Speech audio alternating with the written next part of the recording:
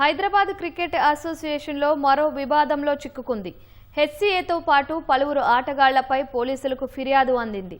ఇందుకు సంబంధించిన మరింత సమాచారం మా ప్రతినిధి నాగార్జునను అడిగి తెలుసుకుందాం. నాగార్జున, హెచ్సీఏ వివాదానికి సంబంధించి మీ వద్ద ఉన్న తాజా సమాచారం ఏంటి?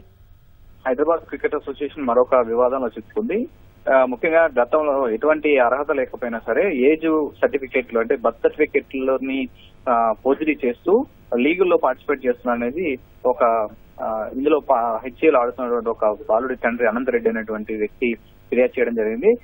ఇందులో హెచ్ఏ కూడా ఇన్వాల్వ్ అయ్యి ఉంది. ఎందుకంటే ఈ గతం అంటే రెండు మూడు బర్త్ సర్టిఫికెట్లు ముందుగానే పెట్టుకుని అండర్ 19 ఏజ్ ఉన్న వాళ్ళు అండర్ 23 కావడం, అండర్ 23 ఉన్న వాళ్ళు ఏజ్ సర్టిఫికేట్ ని మార్చుకుని డబుల్ లింగ్ అంటే రెండు బర్త్ సర్టిఫికేట్ వాళ్ళ దగ్గర పెట్టుకుని ఈ లీగుల్లో ఆడుతున్నారనేది ప్రధానమైనటువంటి ఆరోపణ. దీనిపైన చర్యలు తీసుకోవాలని, ఇందులో ఎవరైతే వీళ్ళకి సహకరిస్తున్నారో వీళ్ళందరి మీద చర్యలు తీసుకోవాలని రాచకొండ సిపికి అనంతరెడ్డి అనేటువంటి వ్యక్తి ఫిర్యాదు చేశారు. సో దీన్ని ఉప్పల్ పోలీస్ స్టేషన్ కి రిఫర్ చేయగా ప్రస్తుతం అనంతరెడ్డి నుంచి ఉప్పల్ పోలీసులు వివరాలు సేకరిస్తున్నారు. దీని పూర్తి వివరాలు తెలుసుకున్న తర్వాత దీని మీద ఎఫ్ఐఆర్ నమోదు చేసే అవకాశం కనిపిస్తుంది.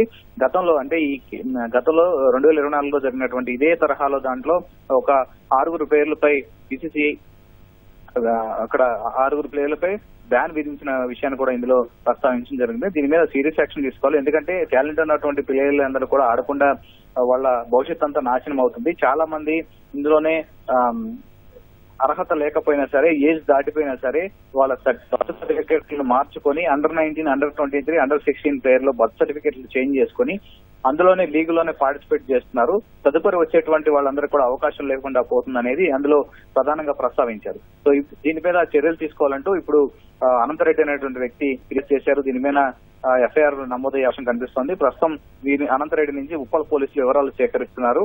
సో ఇప్పుడు ఈ విషయంలో మొత్తం ఈ సెలక్షన్ ప్రాసెస్ లో స్క్రూటినీ చేస్తున్న వాళ్ళ పాటుగా కోచ్లు ఇతర కోచ్లు కూడా ఇందులో ఎవరైతే ఈ సెలక్షన్ కమిటీలో ఉన్నారో వాళ్ళందరి మీద కూడా చర్యలు తీసుకోవాలి. ఎందుకంటే వాళ్ళందరికీ విషయం తెలిసి కూడా ఈ విధంగా నకిలీ ఫోర్జరీ డాక్యుమెంట్ లను ప్రస్తావిస్తూ ఒక ఏజ్ గ్రూప్ లో ఆడిన ప్లేయర్ ను ఇంకొక ఏజ్ గ్రూప్ లో ప్లేయర్లుగా ఆడుతున్న విషయాన్ని కూడా తెలిసి కూడా చర్యలు తీసుకోకుండా ఈ విధంగా వ్యవహరిస్తున్నారు. మిగతా టాలెంట్ ఉన్న ప్లేయర్లు, అప్కమింగ్ ప్లేయర్లకు కూడా అవకాశం ఇవ్వకుండా వీళ్ళే ఆడుతున్న విషయాన్ని ఆయన ప్రస్తావించారు. దీని మీద క్రిమినల్ చర్యలు తీసుకోవాలని ఆయన సిపికి రిక్వెస్ట్ చేశారు. ప్రస్తుతం దీని మీద ఉప్పల్ పోలీసులు వివరాలు సేకరిస్తున్నారు. అనంతరం దీని మీద ఎఫ్ఐఆర్ నమోదు చేసే అవకాశం కనిపిస్తుంది. ధన్యవాదాలు నాగార్జున.